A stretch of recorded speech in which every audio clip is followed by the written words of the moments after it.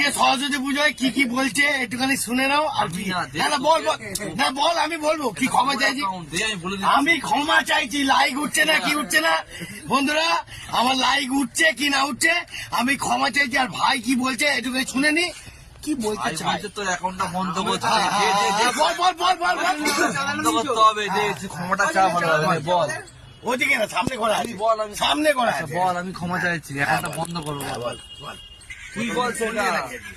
কোন দিকে তাকিয়ে কি বলতে হবে বল।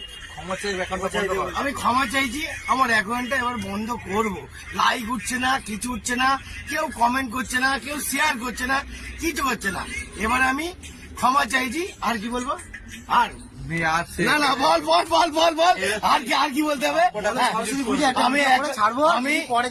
আমি একটা এখন ডিলিট করব কি না করব এইবার একটু ভাবছি, তাই তো।